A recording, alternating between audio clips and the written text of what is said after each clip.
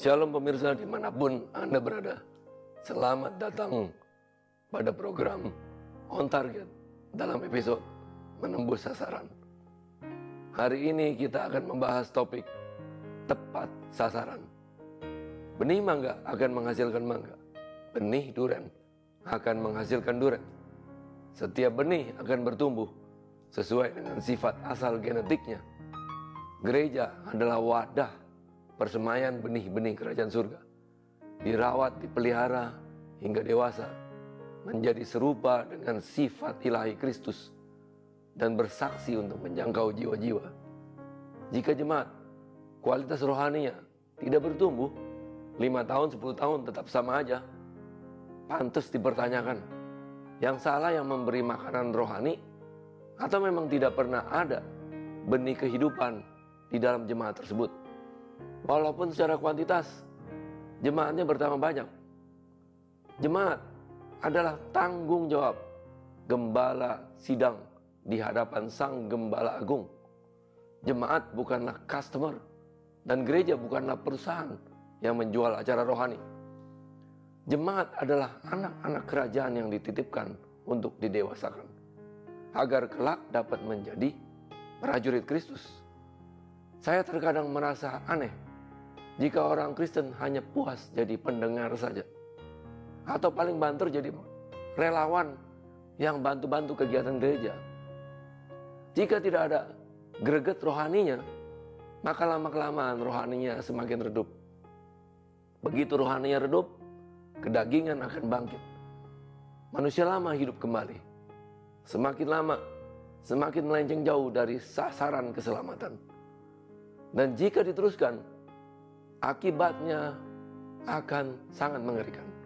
Ibrani 6 ayat 4-6 mengatakan, sebab mereka yang pernah diterangi hatinya, yang pernah mengecap karunia surgawi dan seterusnya, namun yang murtad lagi, tidak mungkin dibaharui sekali lagi, sedemikian hingga mereka bertobat. Sebab mereka menyalibkan lagi anak Allah bagi diri mereka dan menghinanya di muka umum. Pemirsa, keselamatan memang gratis, namun bukanlah barang murahan. Filipi 2 ayat 12. Karena itu, tetaplah kerjakan keselamatan itu dengan takut dan gentar. Kata kerjakan di sini tidak berarti bahwa kita harus mengerjakan sesuatu supaya bisa selamat. Kata kerjakan dipakai di sini adalah bahasa Yunani yang namanya katergasestai, yang artinya menyelesaikan, meneruskan hingga selesai. Atau lebih jelasnya adalah keselamatan adalah dasar atau awal dari perjalanan rohani kita. Selanjutnya kita berjalan dalam pengalaman-pengalaman rohani, sehingga semakin hari semakin mengenal jalan-jalannya. Pemirsa, mungkin Anda bertanya, konkretnya hal itu seperti apa? Perjalanan rohani itu bisa saja mengalami pertolongan Tuhan di kala kesulitan, bisa saja kita menerima berkat-berkat, atau bisa saja kita terdorong untuk melakukan sesuatu. Namun satu hal yang pasti, semuanya itu harus menuju kepada sasaran yang jelas, yaitu Kristus. Tuhan yang mengawali, kita yang menjalani. Ayat 13 mengatakan, karena Allah lah yang mengerjakan dalam kamu, baik kemauan maupun pekerjaan, menurut kerelaannya. Ayat ini artinya Tuhan yang menaruh kerinduan dalam diri kita, agar kita melakukan kehendaknya.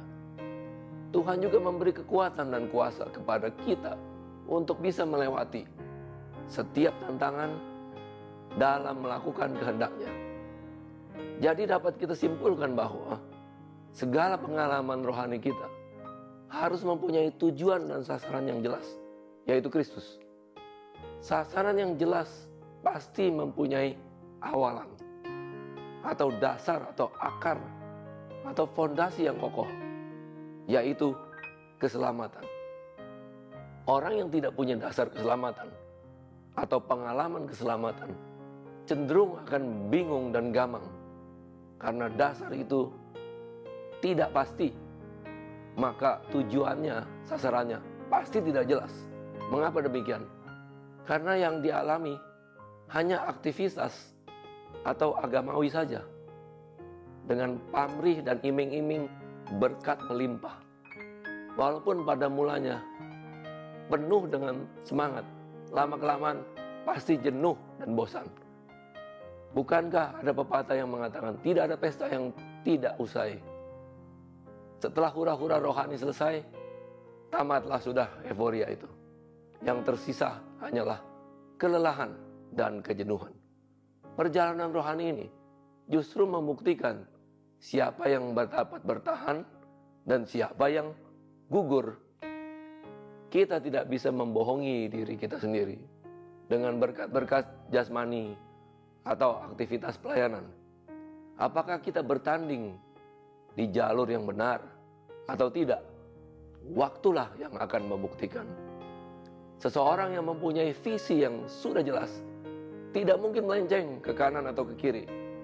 Seperti yang dikatakan dalam Filipi 3 ayat 13-14. Saudara-saudara, aku sendiri tidak menganggap bahwa aku telah menangkapnya, tetapi inilah yang kulakukan. Aku melupakan apa yang telah di belakangku dan aku mengarahkan diri kepada apa yang di hadapanku dan berlari-lari kepada tujuan untuk memperoleh hadiah, yaitu panggilan surgawi dari Allah dalam Yesus Kristus. 10 tahun terakhir, saya jarang sekali mendengar ayat ini dikhotbahkan. Inilah yang merupakan pokok dari perjalanan rohani orang Kristen. Panggilan surgawi bukanlah janji sorga atau angin sorga yang diperoleh setelah kematian. Panggilan surgawi adalah suatu kenyataan ketika kita masih hidup, sehingga kita terdorong dan termotivasi dengan kuat untuk mengejar panggilan itu. Demikianlah pembahasan kita untuk hari ini, dan kita akan kembali pada penayangan program On Target berikutnya pada waktu dan jam yang sama. Shalom, Tuhan Yesus memberkati.